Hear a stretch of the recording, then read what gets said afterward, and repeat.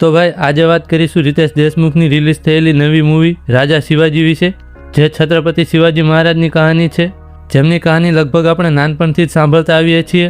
મારી વાત કરું તો મેં પહેલી વાર તેમની કહાની સ્કૂલમાં સાંભળી હતી, પછી ડાયરામાં એમના ગીતો અને એમની કહાની સાંભળી હતી. પણ શું આ મૂવી એમની કહાની જે આપણે સાંભળી છે અને જાણી છે તેને બરાબર રીતે ન્યાય આપી શકી છે કે પછી નથી આપી શકી? ચાલો જોઈએ. શરૂઆત મૂવીના મ્યુઝિકથી કરીએ. આ મૂવીનું બેસ્ટ વસ્તુ હોય તો એ છે એનું મ્યુઝિક, જે અજય અતુલે આપ્યું છે અને ખરેખર બેસ્ટ કામ કર્યું છે. જ્યારે થિયેટરમાં આ મૂવીનું BGM વાગે છે ત્યારે ખરેખર રૂવાડા ઊભા થઈ જાય છે. મૂવીની સ્ટોરીની વાત કરું તો મૂવીમાં શિવાજી મહારાજના જીવનના બધા જ ભાગ નથી બતાવ્યા, પણ જે બતાવ્યું છે એમાં પોલિટિક્સ અને સ્વરાજ્યની સ્થાપનાની વાત થાય છે અને એ જોવામાં ખરેખર મજા પણ આવે છે.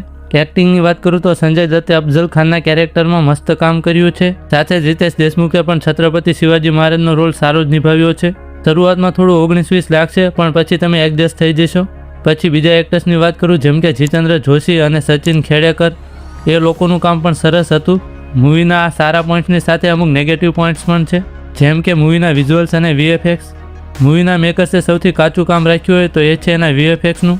ઘણી બધી જગ્યાએ એવું ફીલ થઈ જાય છે કે આખી મૂવી ગ્રીન સ્ક્રીન ઉપર જ શૂટ કરી છે.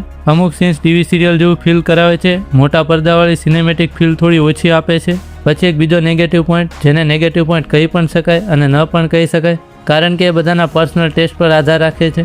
એ પોઈન્ટ છે ઓવર ડ્રામેટિક સીન્સ. અમુક જગ્યાએ સીન્સ થોડા વધારે પડતા ડ્રામેટિક થઈ જાય છે અને એડિટમાં પણ થોડા જમ્પ કટ્સ લાગે છે. એ જોવામાં થોડું અજીબ લાગે છે અને ભાઈ એ અજીબ મને લાગી શકે છે, અમુક લોકોને પસંદ પણ આવી શકે છે. એટલે જ કહું છું બધાના પર્સનલ ટેસ્ટ ઉપર આધાર રાખે છે.